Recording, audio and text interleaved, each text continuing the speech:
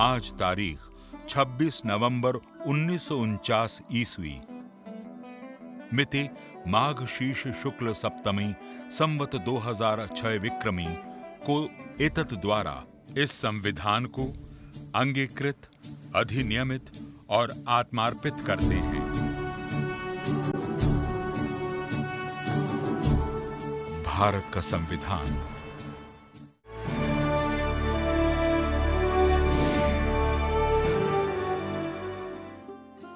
भारत का संविधान दुनिया का सबसे बड़ा लिखित संविधान है। यह हस्तलिखित है।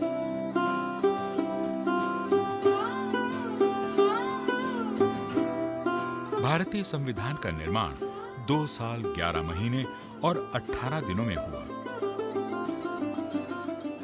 26 नवंबर 1949 को भारतीय संविधान को अंगीकृत कर लिया गया। इसे लिखने में देश के बड़े-बड़े नेताओं और विद्वान लोगों का योगदान है। संविधान सभा के अध्यक्ष थे डॉक्टर राजेंद्र प्रसाद और डॉक्टर भीमराव अंबेडकर इसके प्रारूपण समिति के अध्यक्ष थे। संविधान को लिखित रूप देने के लिए प्रारूपण समिति का गठन 29 अगस्त 1947 को किया गया था। संविधान सभा की पहली बैठक में 207 सदस्यों ने भाग लिया।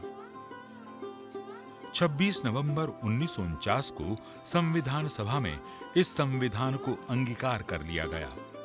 इसके बाद संविधान सभा की अंतिम बैठक 24 जनवरी 1950 ईस्वी को हुई।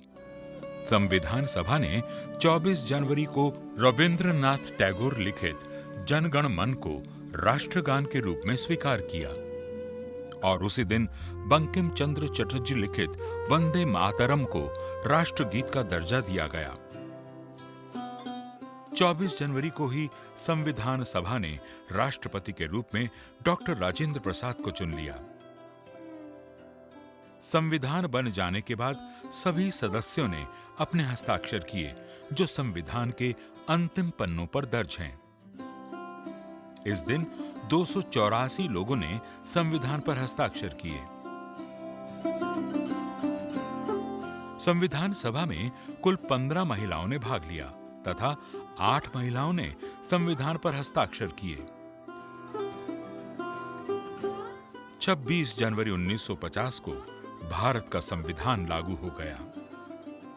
संसदीय ग्रंथागार में सुरक्षित रखी हमारे ऐतिहासिक और पवित्र संविधान की मूल प्रति आज भी हम सभी का मार्ग प्रशस्त कर रही है। यह हस्तलिखित संविधान है जिसे प्रेम बिहारी रायजादा ने अपने हाथों से लिखा है। इसे देवनागरी में बसंत राव वैद्य ने लिखा। इसके पन्नों को शांति निकेतन के कलाकार नंदलाल बोस ने सजाया है। संविधान के प्रथम पृष्ठ पर वृषभ का चित्र अंकित है। ये दुनिया की सबसे प्राचीन सभ्यताओं में से एक मोहनजोदड़ो से लिया गया है। India, that is Bharat, shall be a sovereign democratic republic. पहले ही पृष्ठ पर लिखा है, इंडिया दैट इज भारत। यह प्रतीक है सभ्यता के सातत्य का, परंपरा की जुड़ती कड़ियों का और जड़ों से जुड़ने का। संविधान के पृष्ठ 3 पर वैदिक सभ्यता, आश्रम और गुरुकुल के चित्र हैं। ये पन्ना है जहां नागरिकता को परिभाषित किया गया है।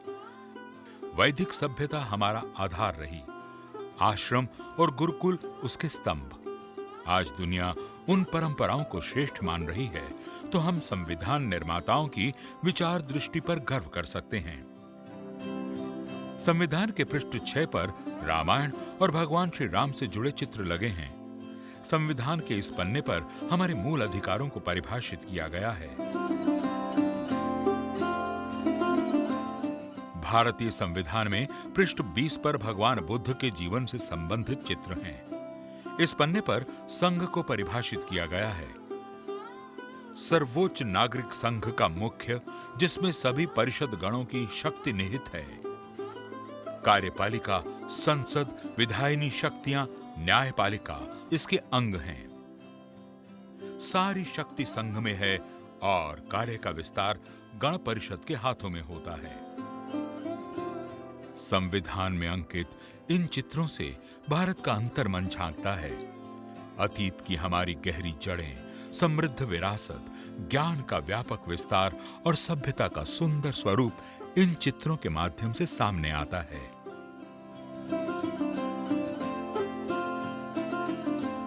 यह हम सभी के लिए बड़े हर्ष और गर्व की बात है कि इस वर्ष देश संविधान के अंगीकार किए जाने की 70वीं वर्षगांठ मना रहा है।